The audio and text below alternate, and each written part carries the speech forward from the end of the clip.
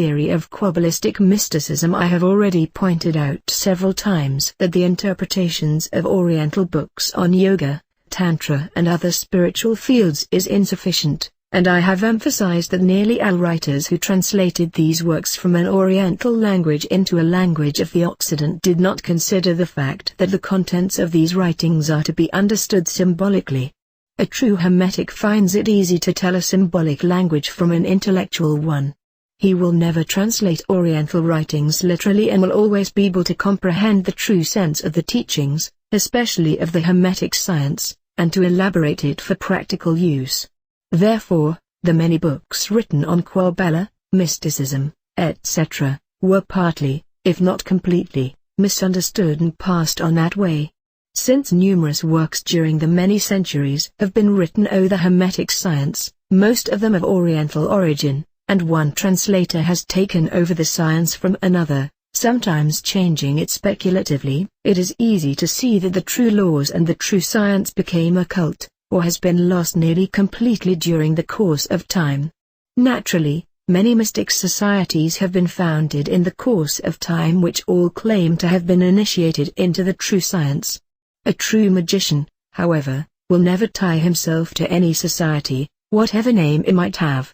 By oaths and the like, he will remain free from any fetters of the world in order to make his spiritual way without any compulsion and appreciation of his authority.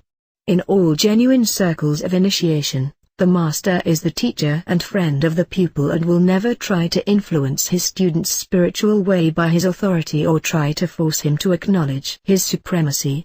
Wherever some kind of compulsion is exercised upon the seeker, either by means of oaths or by other obligations, one can hardly assume that true science is being taught. Much could be said about this, but this reference may suffice to make the reader realize that the numerous mystic societies that exist in our world are not always the place where one may gain the purest and most perfect knowledge, and that a student must always strive after his own way to initiation. The first beginning of many societies is usually established on financial motives, and their members will sooner or later make the sad experience that they can achieve there anything but genuine knowledge. Above all, the Quabbalist is interested in the practical application of the word, that is, the use of letters, which leads to the comprehension of the cosmic language. The origin of the Quabbalistic mysticism is to be found in the Far East and dates back to the days of yore. Right from the beginning of mankind, initiates have passed on, by tradition, the Quabbalistic mysticism from one race to another. Recently, the mysticism of letters as propagated by J.B. Koenig has roused the interest of many. The concept of this mysticism also originates from the Orient. Koenig refers to the Bible from a religious point of view when he interprets the washing of the disciples' feet by Christ symbolically, by spelling. It is not my intention to criticize Koenig's system. Everybody should act according to his personal conviction and stick to the system he has chosen, if nothing better is accessible to him. A genuine Hermetic will not want to combine letter mysticism with the washing of the disciples' feet by Jesus, for this has quite a different meaning from the Hermetic point of view. It indicates that each individual has to begin his personal development from the lowest sphere or plane, that of the earth. Only very little has been written about the mysticism of letters in the civilized world, so that nobody has a clear idea about its right use. The teachings of Koenig which recommend spelling letters in one's feet cannot be recommended from the Hermetic point of view.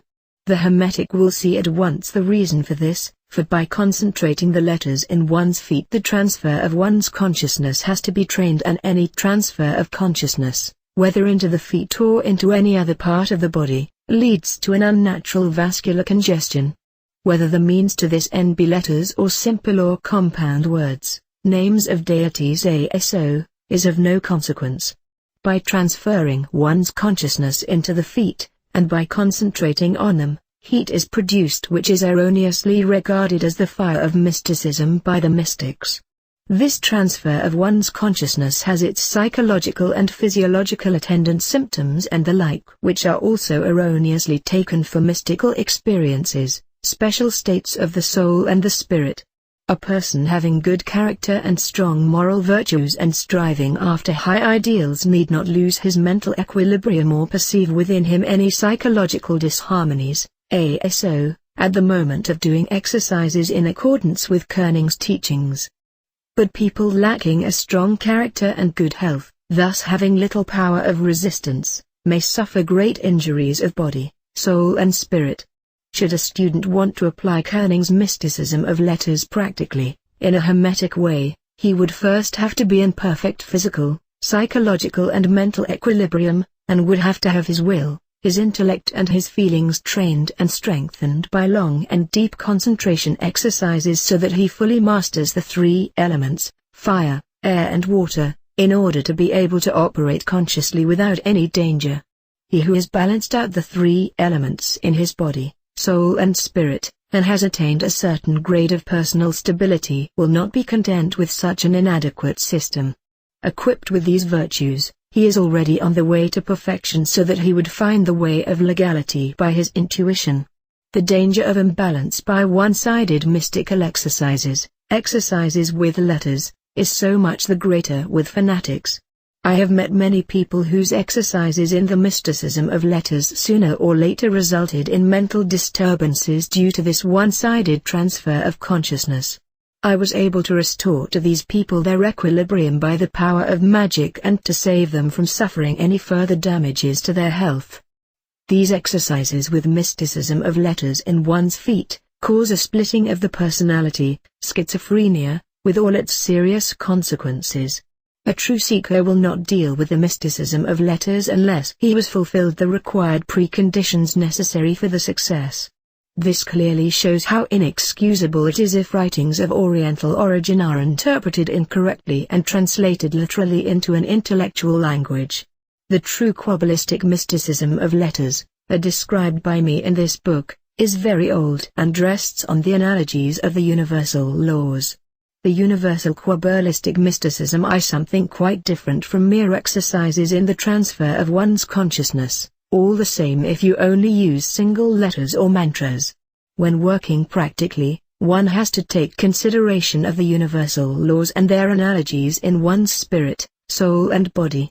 In true Quabbalistic mysticism, the Quabbalist does not only operate with his consciousness alone, but learns to apply letters practically, and at a later stage also compound words, that is, formulas, with the four basic qualities of his spirit, that is, with his will, intellect, feeling and consciousness, imagination.